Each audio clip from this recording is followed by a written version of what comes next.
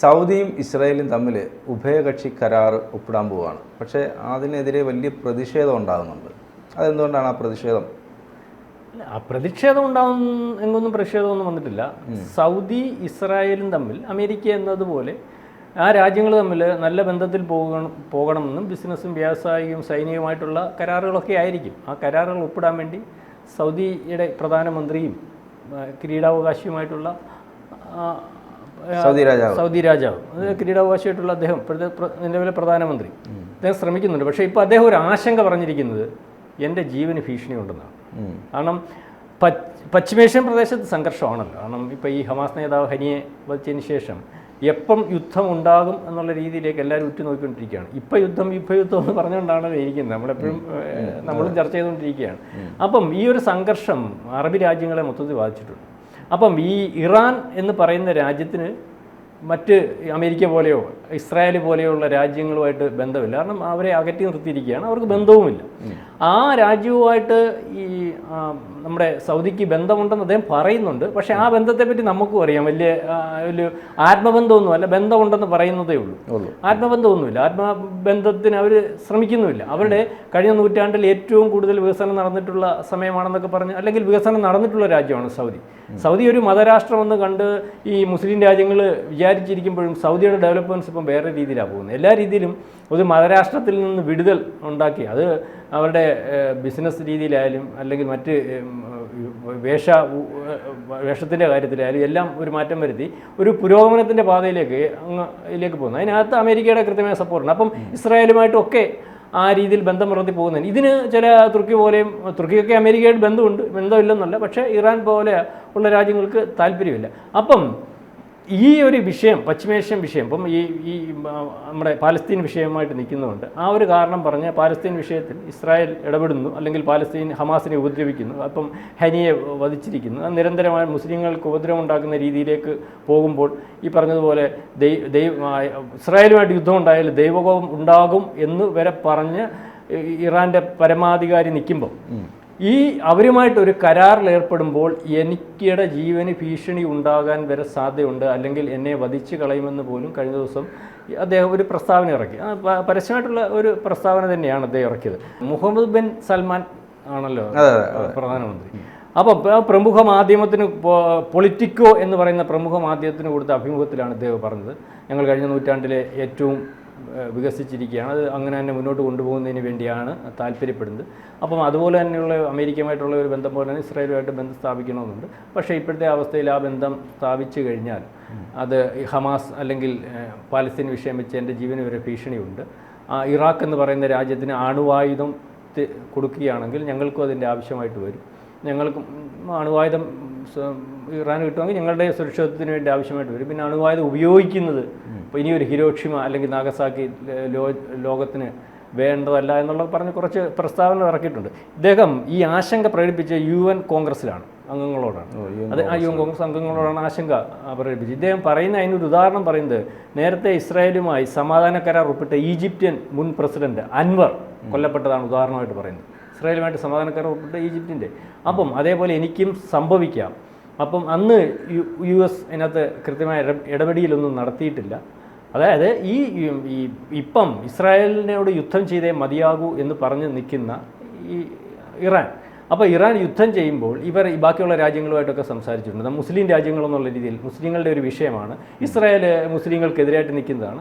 അപ്പം ഈ മുസ്ലിങ്ങൾക്കെതിരായിട്ട് നിൽക്കുന്ന അമേരിക്ക, ഇസ്രായേൽ പോലുള്ള രാജ്യങ്ങളുമായിട്ടുള്ള ബന്ധത്തിനപ്പുറം നമ്മുടെ സമുദായത്തെയും അല്ലെങ്കിൽ നമ്മുടെ രാജ്യങ്ങളൊക്കെ ഒന്നിച്ച് നിൽക്കണമെന്ന് പറഞ്ഞാൽ തുർക്കിയുമായിട്ടും ഖത്തറുമായിട്ടും അല്ലെങ്കിൽ ഈ അമേരിക്ക ഈ പറഞ്ഞതുപോലെ അമേരിക്കയുമായിട്ട് സഖ്യത്തിലേർപ്പെട്ട് അല്ലെങ്കിൽ നാറ്റോയ്ക്കകത്ത് ഈ തുർക്കി ഉണ്ടല്ലോ. അപ്പോൾ ആ രാജ്യങ്ങളുമായിട്ടൊക്കെ തുർക്കി രഹസ്യമായിട്ട് ഇറാൻ്റെ നിലപാടിനോട് യോജിക്കുകയും ഇറാന് വേണ്ട സഹായമൊക്കെ ചെയ്യുകയും ചെയ്യുന്നുണ്ട്, പരസ്യമായിട്ട് ചെയ്യുന്നില്ല.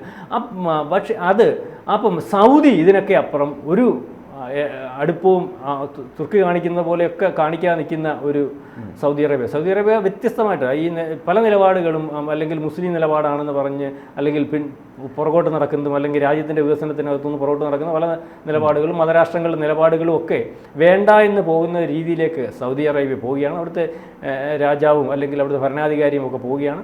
അതിന് കൃത്യമായ സംരക്ഷണവും അല്ലെങ്കിൽ വേണ്ട ഇടപെടലും ഒക്കെ അമേരിക്ക നടത്തുന്നുണ്ട്. അത് ഇസ്രായേലും കൂടെയായാൽ ആ രാജ്യത്തിൻ്റെ സുരക്ഷയ്ക്കൂടെ കൂടുതൽ ഗുണം ചെയ്യും, അല്ലെങ്കിൽ വ്യവസായ ഗുണം ചെയ്യും, അല്ലെങ്കിൽ മറ്റ് എല്ലാ മേഖലയിലും വികസനം ഉണ്ടാകുന്നത് കൊണ്ടാണ് ഒരു കരാറിന് വേണ്ടി തയ്യാറാവുന്നത്. പക്ഷേ ഇപ്പം അതിനകത്ത് അദ്ദേഹത്തിന് ഭയമുണ്ട്. കാരണം ഈ തീവ്ര നിലപാടുള്ള ഗ്രൂപ്പുണ്ടല്ലോ ഈ ഇറാൻ്റെ കൂടെ, അവരാണല്ലോ ഇപ്പോൾ യുദ്ധം ചെയ്തുകൊണ്ടിരിക്കുന്നത്. അവർ നിരന്തരം അടിച്ചുകൊണ്ടിരിക്കുക. കാരണം അവർ ഇവിടുന്ന് അങ്ങ് പോയിട്ട് വേറെ രാജ്യത്ത് ജീവിക്കാനല്ലേ, സ്വർഗ്ഗലോകത്ത് എന്നിട്ട് നല്ലപോലെ ജീവിക്കാൻ താല്പര്യപ്പെടുന്നതുകൊണ്ട് അവർക്ക് യുദ്ധത്തിൽ കൂടി മരിക്കുന്നത് തന്നെയാണല്ലോ ഇഷ്ടം. അതുകൊണ്ട് അവർക്ക് ഇതൊന്നും വിഷയമല്ല.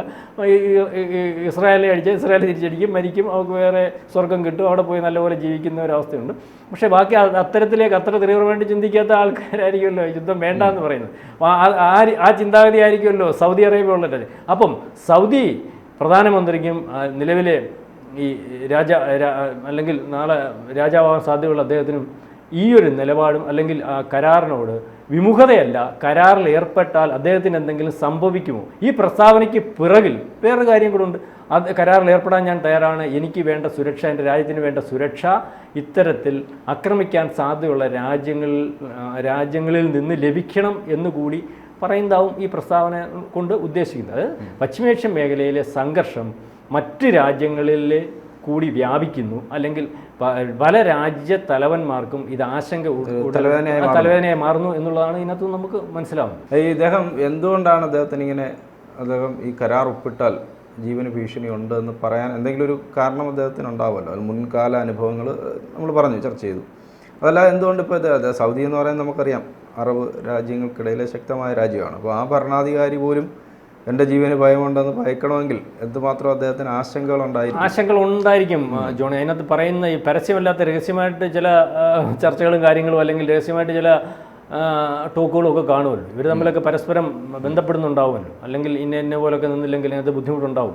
അല്ലെങ്കിൽ ഇതിനകത്ത് തീവ്ര നിലപാടുള്ള ഗ്രൂപ്പുകളുടെ ആക്രമണം വരുമോ, അവരെ എവിടെയൊക്കെ ഉണ്ടെന്ന് പറയാനൊക്കത്തില്ല. എവിടെയൊക്കെയാണ് അവർ തമ്പടിച്ചിട്ടുള്ളത്, അല്ലെങ്കിൽ അവർ ഒക്കെ ഉണ്ടാവും. അല്ലെങ്കിൽ ഇറാൻ നേരിട്ടല്ലെങ്കിൽ ഹിസ്ബുള്ള പോലെയുള്ളവരുടെ അവരെ കൊണ്ട് ചെയ്യിച്ചാൽ മതിയല്ലോ. അപ്പം മാത്രമല്ല ഇപ്പം ഈ കഴിഞ്ഞ ദിവസങ്ങളിൽ ഈ ഇവിടെ കയറി ഹനിയെ കൊന്നില്ലേ.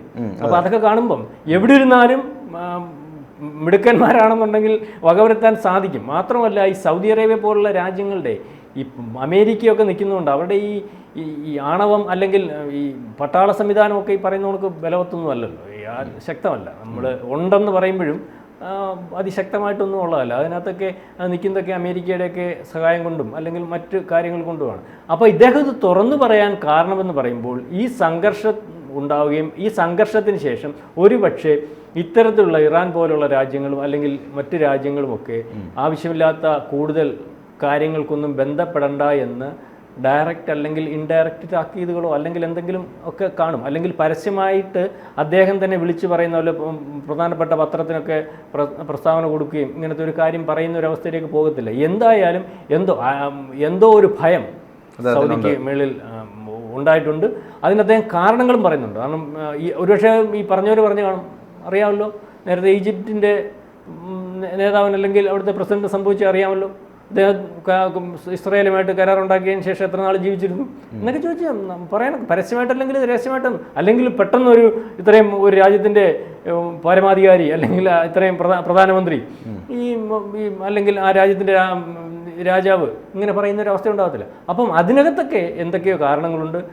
എന്തായാലും യുദ്ധം തുടങ്ങിയാൽ അത് വ്യാപകമായിട്ട് ആക്രമണം ഉണ്ടാവും. ഒരുപക്ഷെ ഇസ്രായേലിനെ ആക്രമിക്കുന്നതിൻ്റെ കൂടെ ഇസ്രായേലിന് സഹായകമായിട്ട് നിൽക്കുന്ന അറബി രാജ്യങ്ങളിലെ കൂടി തീവ്ര നിലപാടുള്ളവരെ വെച്ച് ആക്രമിക്കുന്നതിന് സാധ്യതയുണ്ടെന്നാണ് ഇതിനകത്ത് നമുക്ക് മനസ്സിലാവുന്നത്. കാരണം ഇറാൻ യുദ്ധമുണ്ടായാൽ ഇല്ലായ്മയായി പോകും. എന്നാൽ ബാക്കിയുള്ളവരും കൂടെ അതിൻ്റെ കൂട്ടത്തിൽ ഇരിക്കട്ടെ, ഇത് ദൈവത്തിൻ്റെ ഇഷ്ടമാണെന്നൊക്കെ പറഞ്ഞ് മുന്നോട്ട് പോവുകയും യുദ്ധം ചെയ്യുകയൊക്കെ ചെയ്യുന്ന ഒരവസ്ഥയിലേക്ക്, യുദ്ധം ചെയ്യുന്നത് നമ്മൾ അപകടം മുന്നിൽ കുഴിയുണ്ടെന്ന് അറിഞ്ഞുകൊണ്ട് നടന്നു നീങ്ങുന്നതിന് തുല്യമാണെന്നാണ് ഇപ്പോൾ ലോകത്തുള്ള രാജ്യങ്ങളെല്ലാം ഇറാൻ ധരിപ്പിച്ചിരിക്കുന്നത്. എന്നിട്ടും യുദ്ധം ചെയ്തേ മതിയാവൂ എന്നുള്ളതുണ്ടെങ്കിൽ അതൊരു ഭ്രാന്ത് എന്നേ നമുക്ക് പറയാൻ സാധിക്കുകയുള്ളൂ. അപ്പോൾ ആ ഭ്രാന്തിൻ്റെ കൂടെ നിൽക്കാത്തവരെ കൂടെ അതിനകത്ത് ഉൾപ്പെടുത്തി അവരെയും കൂടെ അല്ലെങ്കിൽ ഇല്ലായ്മ ചെയ്യുന്ന ഒരു രീതിയിലേക്ക് കാര്യങ്ങൾ പോകുന്നുണ്ടാവും. അതിൻ്റെ ചില സംസാരങ്ങളും അല്ലെങ്കിൽ ചില ലക്ഷണങ്ങളുമൊക്കെ ഇതുപോലുള്ള രാജ്യങ്ങൾ കിട്ടിയിട്ടുണ്ടോ? അതുകൊണ്ടാണ് ഇത്തരത്തിലുള്ള പ്രസ്താവന എന്നാണ് നമുക്ക് ഉണ്ടാവുന്നതാണ് നമുക്ക് ഊഹിക്കാൻ. ഐക്യരാഷ്ട്ര ഈ UN-ലാണ് പുള്ളി പറഞ്ഞത്. അതെ, UN-ലാണ് പറഞ്ഞത്, അല്ല രഹസ്യമായിട്ടൊന്നും പറഞ്ഞതല്ല, അല്ലെങ്കിൽ ആരും ഉണ്ടാക്കിയ പരസ്യ പ്രസ്താവനയുടെ മെയിൻ പത്രങ്ങളിൽ പറയാന്ന് പറഞ്ഞാൽ അദ്ദേഹം ലോകത്തിനോട് വിളിച്ചു പറയാന്നുള്ളതാണ്. ലോകമെമ്പാടും അത് ആളുകളിലേക്ക് എത്താൻ വേണ്ടി പറഞ്ഞു എന്നുള്ളതാണ്.